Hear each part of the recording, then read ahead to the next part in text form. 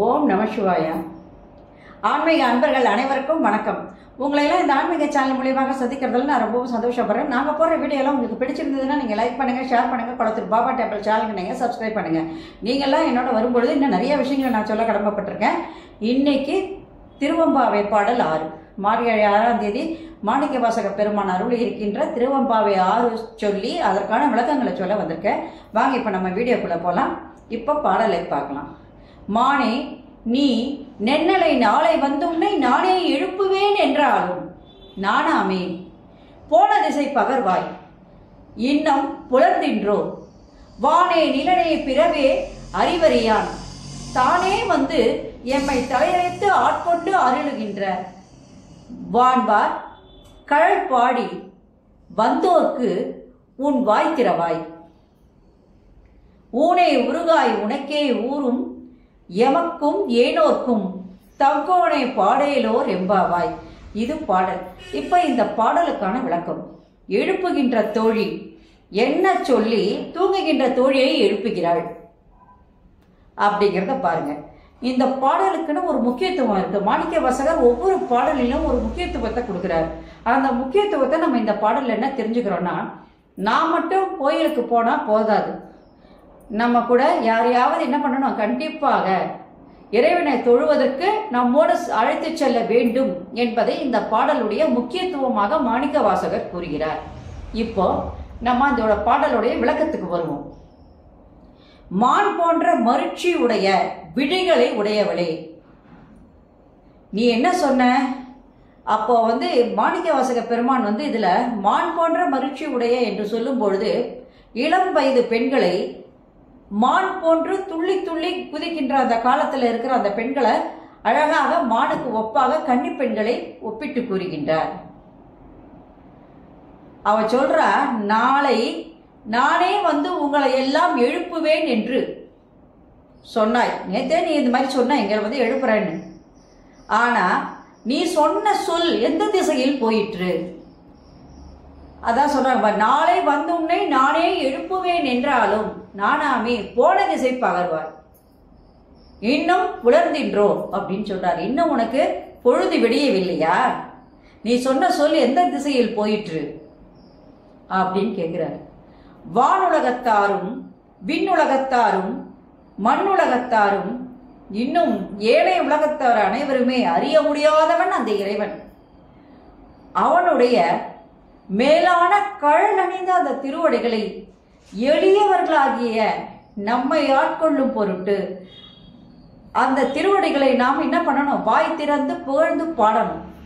அப்படி பாடினா அந்த திருவடிகளை நாம் என்ன பண்ணலாம்? அறிவதற்கான வழி ஏற்படும். அதற்கு நீ நேற்று என்ன சொன்ன? எங்களுடன் அந்த இறைவனை பாடி தொழுவதற்கு எழுப்புவாய் என்று சொன்னாய். ஆனா இன்னைக்கு நீ அந்த மாதிரி செய்யல. ஆனா இப்பொழுது நாங்கள் உன்னை எழுப்புகிறோம். இப்பொழுது நீ எங்களுடன் புறப்பட்டு வா.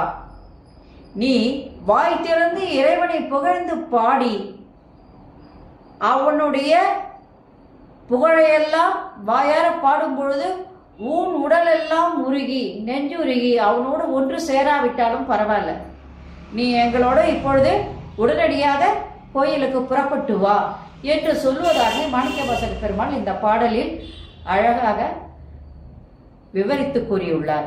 சரி, இந்த பாடலுக்கான விளக்கம் சொன்னா, நம்ம கடவுளை தொழும்பொழுது 5 புலன்களையும் அடக்கி உள்ளம் உருக, ஊன் உருக, உயிர் உருக அவரோடு நாம் என்ன பண்ணணும்? ஒன்று சேரணும். அந்த மாதிரி வேண்டிக் கொண்டு அவன் திருவடிகளை நாம் போற்றி வணங்கினால் கண்டிப்பா கடவுள் நமக்கு அருள் புரிவார். அப்படி நம்ம வேண்டிக் கொள்ளும் பொழுது நாம் மட்டும் அந்த கோயிலுக்கு சென்றால் போராது, நம்மோடு பிறரையும் அழைத்து செல்ல வேண்டும். அவ்வாறு செய்வதால் அந்த பலன் என்னது? மற்றவங்களுக்கும் கிடைக்கும், உனக்கும் கிடைப்பதற்கான வாய்ப்பு ஏற்படும். அது மட்டும் இல்லாம இந்த பாடல் அவர் என்ன சொல்றாருன்னா, பெண்களை மானுக்கு ஒப்பாக சொல்கின்றார். கன்னி பெண்கள் எல்லாம் மான் கொண்டு துள்ளி குதிக்கிற மாதிரி என்ன பண்ணுவாங்களாம்? துருன்னு இருப்பாங்களாம். அந்த மாதிரி இருக்கின்ற பெண்கள், அவருடைய கண்கள் மகிழ்ச்சி உடையதாக இருக்கின்றது. அதுல தூங்குகின்ற பெண்ணை பார்த்து எழுப்புகின்ற பெண் சொல்றா, நீ என்ன சொன்ன? நாளை நான் வந்து உன்னை எல்லாம் எழுப்புவேன் என்று சொன்னாய். ஆனால் நீ சொன்ன சொல் எந்த திசையில் போயிற்று? இப்பொழுது நீ தூங்கிக் கொண்டிருக்கிறாய். இன்னும் உனக்கு பொழுது விடையவில்லையா?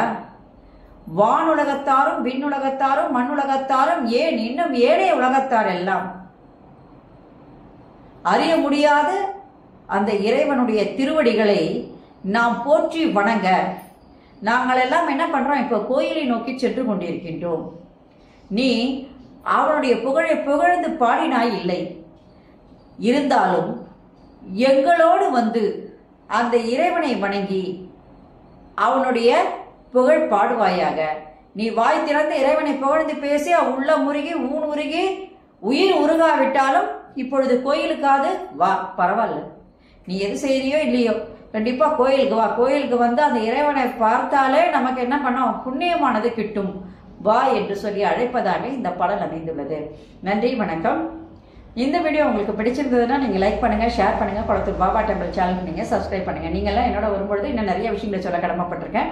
நாளைக்கு திருவம்பாவை பாடல் 7 சொல்லி அதற்கான விளக்கங்களை சொல்றேன். ஓம் நம சிவாய, ஓம் நம சிவாய, அரஹர மகாதேவா, சம்போ மகாதேவா. அனைவரும் subscribe to my channel and please press the bell icon for more videos.